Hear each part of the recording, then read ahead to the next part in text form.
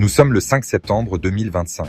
La France retient son souffle. Dans quelques jours, le lundi 8 septembre, le nouveau gouvernement dirigé par François Bayrou se présentera devant l'Assemblée nationale pour un vote de confiance.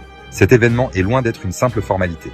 Il s'inscrit dans un contexte politique extrêmement tendu, hérité directement de la crise déclenchée par la dissolution de l'Assemblée nationale en juin 2024. Cette dissolution, décidée par le président de la République, avait abouti à une assemblée encore plus fragmentée, sans majorité claire pour aucun camp. C'est dans ce climat d'instabilité chronique que François Bayrou, figure centriste expérimentée, a été nommé Premier ministre, avec la mission quasi impossible de rassembler et de gouverner. La nomination de François Bayrou a été perçue comme une tentative de trouver une troisième voie. Il s'agissait de dépasser la polarisation extrême entre le bloc présidentiel, le bloc de gauche et le bloc d'extrême droite. Cependant, son gouvernement est, par définition, minoritaire, et il ne dispose pas d'un nombre suffisant de députés pour s'assurer un soutien automatique à l'Assemblée. Chaque projet de loi, chaque décision importante et surtout ce vote de confiance initial se transforme en une négociation périlleuse. Le gouvernement doit convaincre, au cas par cas, des députés de l'opposition de le soutenir ou, au minimum, de s'abstenir. La situation est précaire et place l'exécutif dans une position de faiblesse constante face au pouvoir législatif. Le souvenir de la motion de censure qui a fait chuter le gouvernement précédent en juillet 2025 est encore dans tous les esprits. Cet événement a démontré la capacité des oppositions, malgré leurs profondes divergences idéologiques, à s'unir pour faire tomber l'exécutif. Le vote de confiance est un mécanisme central de la Ve République. Il est encadré par l'article 49, alinéa 1 de la Constitution. Le Premier ministre, après délibération du Conseil des ministres, engage devant l'Assemblée nationale la responsabilité du gouvernement sur son programme ou éventuellement sur une déclaration de politique générale. Concrètement, cela signifie que le Premier ministre demande aux députés de lui accorder leur soutien pour mettre en œuvre sa politique. C'est un acte fondateur pour un nouveau gouvernement. Il permet de vérifier s'il dispose d'une majorité, même relative, pour commencer son travail législatif. Historiquement, cet usage est une tradition républicaine forte, même si rien n'oblige constitutionnellement un Premier ministre à le faire dès sa nomination. La procédure est très précise et se déroulera le 8 septembre. D'abord, François Bayrou montera à la tribune de l'Assemblée nationale pour prononcer son discours de politique générale. Pendant environ 1h30, il exposera les grandes orientations de son gouvernement, ses priorités, les réformes qu'il entend mener. Ce discours est un moment de communication politique crucial, destiné à convaincre les députés indécis. Ensuite, un débat s'ouvrira, où les présidents des différents groupes parlementaires prendront la parole pour réagir au discours et annoncer leur position. La principale difficulté pour François Bayrou réside dans l'arithmétique parlementaire. Depuis les élections de 2024, l'Assemblée nationale est divisée en 3 blocs principaux de taille relativement similaires, mais idéologiquement irréconciliables. Le bloc centriste, le bloc de gauche, le bloc d'extrême droite. Aucun d'entre eux ne détient la majorité absolue. Le gouvernement Bayrou, issu du bloc centriste, est donc contraint de chercher des appuis au-delà de ses propres rangs. Or, les positions des principaux partis d'opposition rendent cette quête de majorité extrêmement compliquée. Le bloc de gauche. Le bloc d'extrême droite ont déjà annoncé qu'elles ne voteraient pas la confiance. Leur objectif est clair, faire tomber le gouvernement pour provoquer une nouvelle crise politique. Du côté du Rassemblement national et de ses alliés, la position est sans ambiguïté.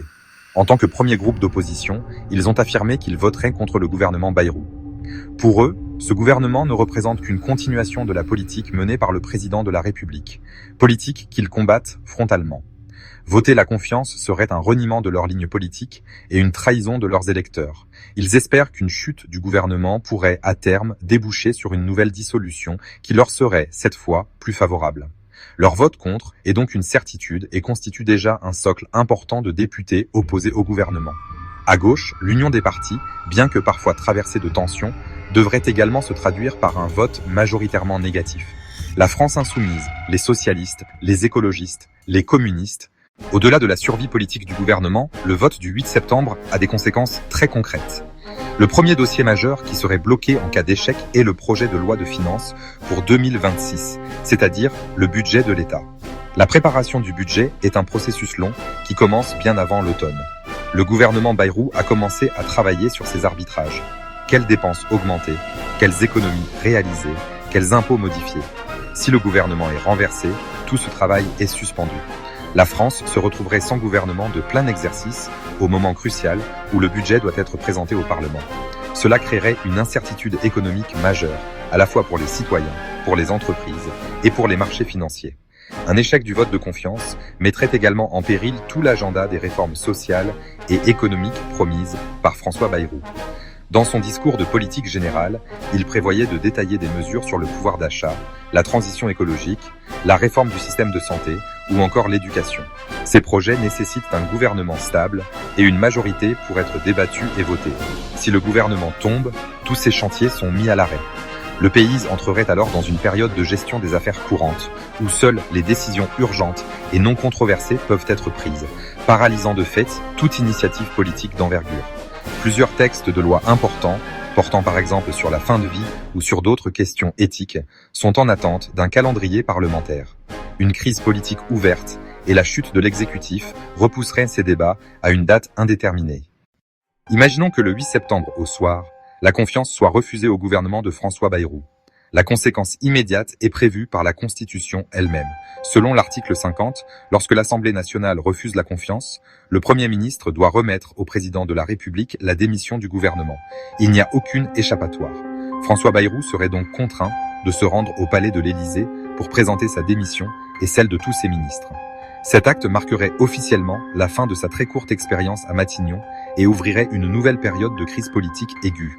Une fois la démission actée, le gouvernement démissionnaire ne disparaît pas complètement. Il reste en place pour expédier les affaires courantes. Il continue de gérer les urgences. Il gère l'administration quotidienne du pays. Mais il ne peut plus prendre d'initiatives politiques nouvelles. Il ne peut plus présenter de projets de loi. Il ne peut plus lancer de nouvelles réformes. Il ne peut plus prendre des décisions engageant l'avenir du pays. Le Parlement voit aussi son activité réduite. Sans projet du gouvernement, l'agenda législatif se vide. La France entrerait dans une phase de paralysie institutionnelle. Le président ferait face à un choix extrêmement difficile. Sa première option, nommer un nouveau Premier ministre. Mais qui ? Le réservoir de personnalités rassembleuses semble épuisé. Il faudrait trouver quelqu'un capable de réunir une majorité à l'Assemblée. Cela impliquerait de longues négociations, notamment avec les Républicains, pour former une coalition. Ce processus pourrait prendre des semaines. Le risque principal, un blocage total et durable des institutions. Si aucune majorité n'est trouvée, la France pourrait être dans une situation de gouvernement impossible. Chaque nouvelle nomination pourrait se heurter au même mur parlementaire. Le pays deviendrait ingouvernable, avec un gouvernement démissionnaire aux affaires courantes indéfiniment. Face à un blocage institutionnel total, le président de la République dispose d'un dernier recours, la dissolution de l'Assemblée nationale, prévue par l'article 12 de la Constitution. Cet acte consiste à mettre fin prématurément au mandat des députés et à convoquer de nouvelles élections législatives dans un délai de 20 à 40 jours. L'objectif est de redonner la parole aux citoyens pour qu'ils tranchent le conflit politique et dessinent une nouvelle majorité, espérons-le plus clair.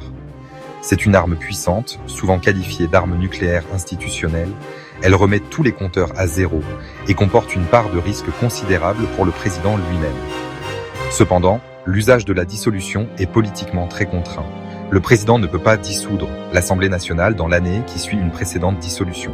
Or, la dernière dissolution date de juin 2024. Cela signifiait qu'avant juin 2025, cette option était impossible.